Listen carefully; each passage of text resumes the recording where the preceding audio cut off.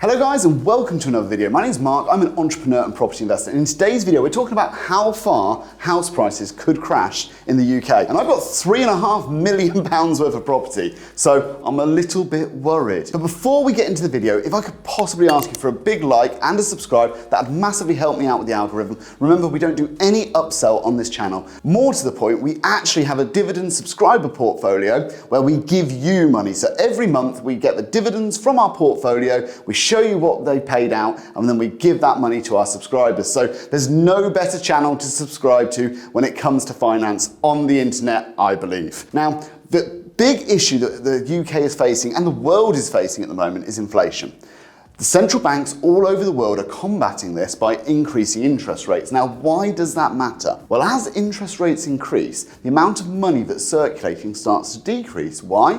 Well, first of all, governments have less money to spend because their national debt starts costing more to service. So governments have less money to spend, but households also have less money to spend because the cost of that house mortgage has increased. The cost of buying that car has increased. All the things that have an interest rate attached to them, the cost has increased. So it really does take money out of the banking system and out of the economy. And by doing that, what it hopes to do is to create more competition. So if more people have goods to sell and demand has decreased and supply has stayed constant, prices should come down. It's basic economics.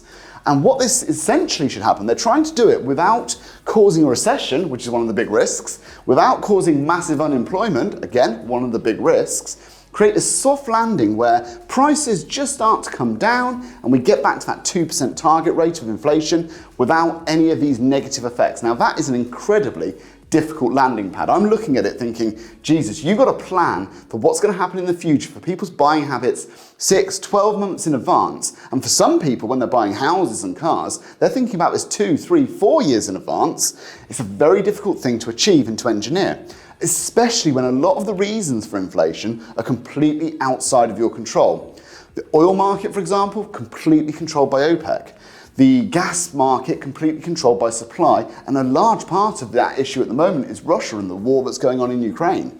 So a lot of these things aren't going to change because we've increased interest rates. People don't go out of their way to burn more gas in their homes to keep a little bit warmer just because gas prices are high or low. That's not the case. So my opinion is a lot of this stuff isn't going to completely control it, but do I think it will have an effect? Absolutely. I think people, consumers, will spend less as they've got less money in their bank accounts. That said, this is the two big risks that we're looking at, recession and rising unemployment. Now, why would rising unemployment be a risk? Well, as unemployment increases, people again have less money to spend because they haven't got a job. Now, while they're looking for jobs, if more people are looking for jobs, then employers have more choice. If employers have more choice, wages can be subdued. So again, it's to control inflation. They want to actually push unemployment up a little bit, or at least create a bit more of a balance. Anybody who's an entrepreneur who owns a business knows, like myself at the moment, that staff have been incredibly hard to find. And when you do find them, you've got to pay them more than you did a year ago, maybe 2 years ago. And that does not help inflation. The Bank of England, central banks in America, they're trying to increase the unemployment rate to reduce that wage inflation. Again, a big indicator that inflation is their #1 target. So this big question of why might there be a house price crash, because at the moment the data doesn't suggest that it started, although I believe when you look at some other data, it does look like it started. But house prices that have sold, for example, things that have completed, tend to lag the current situation. So when we look at like the Halifax House Price Index or the nationwide, it hasn't really started to drop yet. There are some other indicators that we'll get onto in a minute that do show that it has. But this is really why we think that might be happening. Now, the next question is how far we think house prices could crash, right? I've got £3.5 million worth of property. I'm interested in how much could I hurt when house prices do start to crash. Now, not only are these interest rates going to hurt me, because at the end of the day, I'm dependent on my mortgages. I'm not leveraged up to 75% by any stretch of the imagination, more like 50, 60. But at the same time, my profit margin is going to reduce massively, and I will do another video on what it looks like for me if my entire portfolio was on 7, 8, 9, 10% interest rates. I'll show you what it would look like. It doesn't look pretty, I've already done it. How far do I think that house prices could crash? Well, Credit Suisse is saying next year 10 to 15%. Now that would be the entire gain that we achieved last year completely wiped out. At the same time, inflation would have still taken place. So in real terms, house prices would have dropped significantly. Lloyds, they're saying 8%.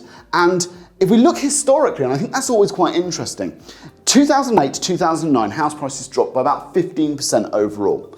The other big crash that I think is quite relevant is 1989 to 1993. Although a lot of monetary theory and a lot of monetary policy has changed since then, but even so, this was when interest rates really started to spike. I remember vividly a memory when my mum and dad were arguing about interest rates. I think they're about 16%, and my dad was saying, we just can't afford the house, hand back the keys. I remember it. I was only a child at the time, probably 10 years old. So I remember those times. 20% was the drop. 32% in London. And it makes sense, right, why the largest drop would be in London. And the same applied in 2008, 2009. The largest drop happened in London. It's because the price to earnings ratio is greatest in the capital city. You know, people pay a premium to live in the capital.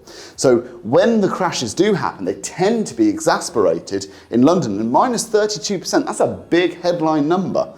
So could we be rivaling those sort of numbers? Well, I don't know. The reality is that no government, no central bank is looking to absolutely crash the economy. Because when you do, people start feeling poorer, people spend less, and it's much more difficult to get out of that spiral. We've had a decade of low interest rates just to try and recover. And then we've had coronavirus, the cost of living crisis. I mean, we've had crisis after crisis for the last few years. The war in Ukraine, I mean, the list goes on, right? I've never known such a turbulent sort of environment on the macro level. It's absolutely crazy to me. So it's very hard for us to predict with any sort of accuracy.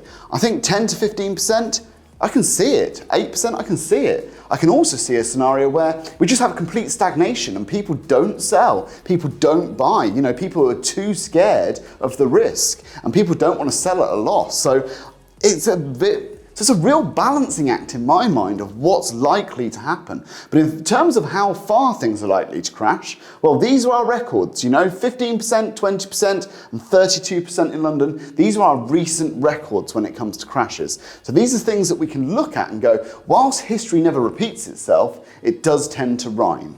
So if we were looking at a crash, those are the sort of numbers I would be thinking about.